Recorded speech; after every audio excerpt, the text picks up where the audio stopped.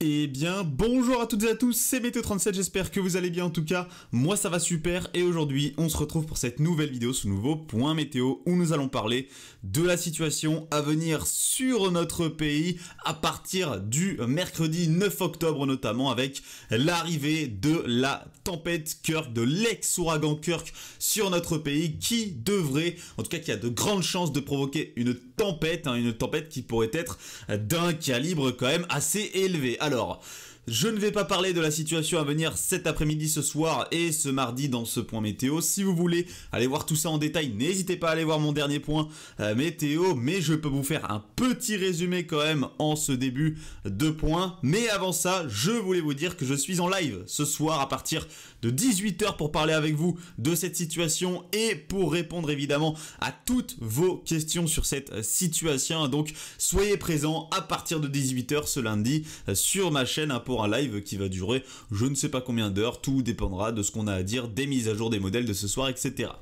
Donc, pour le résumé de la situation à venir aujourd'hui, nous avons une dégradation pluvio-orageuse qui va se mettre en place dans un premier temps sur un axe sud-ouest-nord-est à partir de cet après-midi de lundi. Cet axe pluvio-orageux, il va se décaler progressivement vers l'est entre la soirée, nuit de lundi à mardi et matinée de mardi, donc il va se décaler vers la Bourgogne-Franche-Comté, vers l'est du Massif central, le Languedoc, puis un petit peu plus tard vers l'est de la région Rhône-Alpes, la région PACA, puis la Corse. Sur tous ces secteurs, il va provoquer de fortes pluies, attention donc à ces pluies diluviennes qui sont parfois attendues, notamment du côté des Cévennes et de la région PACA. On attend 150 à 200 mm du côté des Cévennes, voire localement nous pouvons dépasser les 200 mm sur les Cévennes ardéchoises, donc c'est là que les cumuls les plus importants sont attendus, et sinon partout ailleurs il est attendu entre 30 et 80 mm de pluie, de l'axe sud-ouest nord-est jusqu'aux régions, jusqu'à quasiment toutes les régions de l'Est et la Corse. Donc soyez extrêmement prudents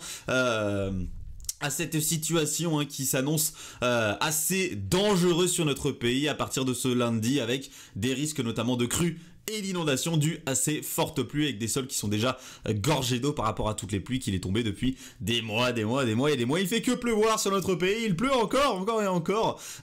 C'est encore le cas pour ce lundi et ce mardi avec encore donc ces fortes pluies, et ce sera encore le cas mercredi avec l'arrivée de notre chère tempête Kirk. Alors, attention aux orages, évidemment, qui seront accompagnés de fortes rafales de vent, de grêle, et d'une forte activité électrique à partir de ce lundi après-midi et de cette soirée de lundi. Voilà donc pour la situation à venir là dans les prochaines heures. Si vous voulez donc savoir tout en détail, n'hésitez pas à aller voir mon dernier point météo. Maintenant, on va aller se focus sur Kirk, notre cher ouragan Kirk qui est actuellement en train de passer au large de l'ouest des Açores. Kirk, il remonte petit à petit en s'affaiblissant évidemment. Il arrive au-dessus des eaux froides de l'Atlantique Nord, donc il ne peut plus se développer comme un ouragan des latitudes tropicales avec les eaux très chaudes qui lui permettent son développement. Donc Kirk, il va passer par l'ouest, puis le nord des Açores.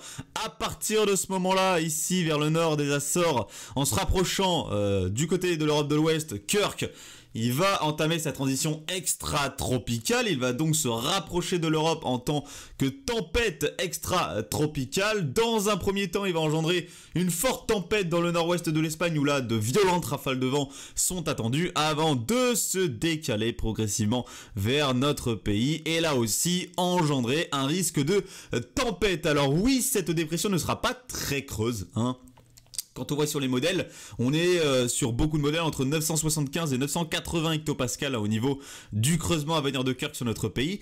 Mais nous avons un resserrement isobarique suffisant sur la plupart des modèles sur le cadran sud-sud-ouest de la dépression, qui permet donc aux rafales de fortement se renforcer, avec là des rafales qui seront d'un calibre tempétueux, voire fortement tempétueux, puisqu'avec un resserrement isobarique aussi important, la compression de l'air est si importante que les rafales de vent y sont parfois quand même fortes, voire violentes. Là sur GFS, on est plutôt sur un risque de tempête classique sur notre pays, sur un axe qui part du centre-ouest, voire même du sud-ouest jusqu'au nord-est, en passant par les régions centrales évidemment, alors que sur d'autres modèles, on est plutôt sur une violente tempête. Et là, je vais prendre encore une fois le modèle Icon, comme hier, hein, le modèle Icon qui est très très réactif depuis un petit temps maintenant quand même, hein, il fait que nous donner des scénarios absolument rocambolesques.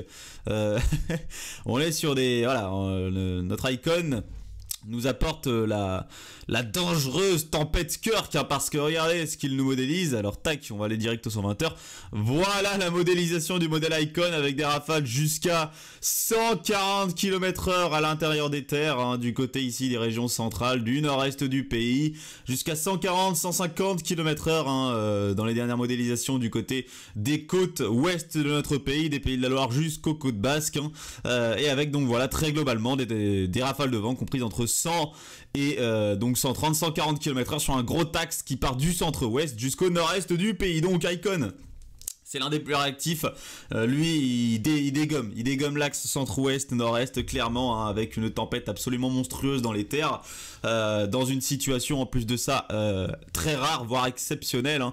Enfin pas exceptionnelle mais très très rare sur notre pays, c'est-à-dire avec l'arrivée d'un ex-ouragan, et un ex-ouragan qui nous donne une tempête de ce calibre-là à l'intérieur des terres, ce serait encore du jamais vu. Ce serait vraiment une situation inédite sur notre pays. C'est déjà arrivé qu'un ex-ouragan nous apporte une forte tempête, mais par exemple sur voilà, une petite partie du sud-ouest du pays, par exemple avec Hortense en 1984, qui a apporté 165 km/h à Arcachon, encore 137 à Cazaux, 126 à Millau, mais voilà, c'était que sur une toute petite partie là du sud-ouest du pays, alors que voilà, sur les modèles là on a une réaction qui traverse l'entièreté de notre pays.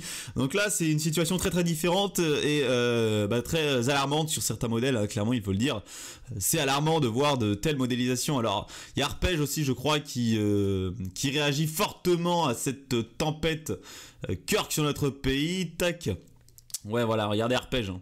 Regardez la modélisation d'Arpège. Alors on voit le décalage sud là, hein, sur le nouveau run, hein, le 0Z, mais à l'intérieur des terres, hein, il monte jusqu'à 120-130 km/h Arpège, hein, du côté ici du centre-ouest du pays notamment. Il voit jusqu'à 150-160 km/h sur les côtes. Il est complètement fou Arpège, hein. Regardez les rafales de vent ici du côté du golfe de Gascogne, hein, qui montent jusqu'à 160 à 180 km/h. Voilà, Arpège là est complètement fou, est vraiment très très très fou au niveau des rafales de vent. Et donc on voit toujours cet axe, hein, centre-ouest nord-est, avec là les plus fortes rafales plutôt du côté du centre-ouest. Et donc on voit, hein, les différences qu'on a entre les modèles, hein. Là on avait Icon qui voyait des rafales monstrueuses plutôt du côté du nord-ouest et des régions centrales. Là on voit Arpège qui voit des rafales monstrueuses plutôt du côté du centre-ouest et des régions centrales, hein, tout simplement. On va aller voir Ukmo également, Ukmo qui était un des moins réactifs encore hier matin et qui est aujourd'hui un des plus réactifs des modèles. Regardez, lui aussi axe centre-ouest, même sud-ouest, nord-est, avec des rafales monstrueuses parfois dans les terres, hein, jusqu'à 120 km/h, notamment du côté ici du nord-ouest du pays, hein. Alors là on est sur un calibre évidemment de forte tempête à l'intérieur des terres, hein. Du 120 km/h, ce n'est pas banal, c'est une forte tempête. À partir de 130, pour rappel à l'intérieur des terres, on peut même parler de violente tempête. Donc là Ukmo est très très réactif sur ce fameux axe, hein, et donc on voit, hein, que cette trajectoire elle est vue par de nombreux modèles, hein, en passant par le centre-ouest, voire même une grosse partie du sud-ouest, et en remontant vers le nord-est du pays en concernant ici les régions centrales. C'est un axe qui est donc extrêmement exposé sur les modèles. Il ressort sur absolument tous les modèles, cet axe. Maintenant il est parfois décalé un petit peu plus au nord, hein. Ici il passe du côté du sud des Pays de la Loire, une grosse partie de la région centre, et il monte jusqu'au nord-est du pays. Et sur certains modèles, donc comme Ukmo, il passe un petit peu plus au sud région centre, Poitou-Charentes. Il remonte vers le nord-est du pays en passant donc par une grosse partie du sud-ouest, du Massif central, Bourgogne-Franche-Comté, et donc en remontant vers Lorraine-Alsace notamment. Donc on a ces petites différences qu'il va falloir affiner, hein, ces petites trajectoires à affiner sur les différents modèles. Au niveau de la chronologie, je trouve que les modèles sont plutôt en accord, c'est-à-dire que le plus fort devrait arriver dans la nuit de de mercredi à jeudi, hein, avec des rafales, hein, parfois absolument folles sur certains modèles. Voilà, donc ça devrait arriver au courant, voilà, soirée de mercredi vers les côtes ouest de notre pays, avec le plus fort certainement en fin de soirée, début de nuit de mercredi, et le plus fort dans les terres devrait arriver donc au courant de la nuit de mercredi à jeudi et de la matinée de jeudi, en se décalant vers le nord-est du pays. Sur la chronologie, globalement les modèles sont plutôt en accord, hein. sur cette chronologie et également sur cette trajectoire du passage du centre dépressionnaire de la tempête Kirk. Et regardez également le modèle CEP, on voit très bien qu'il essaye, qu'il y a cette réaction ici du resserrement isobarique dans le cadran sud-sud-ouest de la dépression, avec une dépression qui se creuse fortement. Là on est jusqu'à 978 hectopascales je crois sur CEP, et on voit donc ce resserrement isobarique mais qui n'est pas suffisant pour donner la forte tempête comme sur UCMO, comme sur Icon, comme sur Arpège. Là on n'est pas sur la même, on est plutôt sur un très très fort coup de vent limite tempête. On n'arrive pas trop à savoir sur le modèle CEP mais on peut je pense parler de tempête notamment du côté des côtes ouest du pays avec le modèle CEP mais à l'intérieur des terres ce serait tempétueux sur certains secteurs localement et en tant que fort coup de vent sur d'autres secteurs, mais globalement c'est les mêmes secteurs qui sont exposés, c'est-à-dire ceux du centre-ouest, sud-ouest, en remontant vers le nord-est du pays, en passant par les régions centrales. Par contre, CEP, au niveau de la chronologie, il est pas très bon. Là, regardez, ça arrive vers l'ouest du pays, plutôt, j'ai l'impression, en fin d'après-midi, midi de mercredi. Alors, on va aller voir la chronologie Arpège. Arpège, ça arrivait quand, Arpège ? Arpège, tac, le Arpège, lui, il le voyait arriver plutôt... Ouais, vous le voyez, regardez, pareil, Arpège, c'est plutôt fin de soirée, même début de nuit de jeudi, ensuite ça traverse les terres, une grosse partie des terres vers la nuit, matinée, ah ouais, c'est différent aussi. Donc on voit que sur Arpège, ça arrive encore plus tard que sur le modèle, c'était UCMO que j'avais montré, ça arrive encore plus tard que sur UCMO. Lui, Seb, donc il arrive très tôt. Et GFS, lui, il arrive vers... ouais, pareil, lui, fin de soirée, début de nuit, lui, c'est comme UCMO. Voilà, il est à peu près en accord avec UCMO. GFS, donc je trouve que CEP est un peu à la rue, chronologiquement parlant. Elle traverse beaucoup moins rapidement notre pays, d'où peut-être le fait, évidemment, que les vents soient moins forts, puisque CEP est le modèle le moins réactif, aujourd'hui, là. Tac... ouais, lui, regardez, ça traverse aussi la France dans la nuit de mercredi à jeudi, surtout.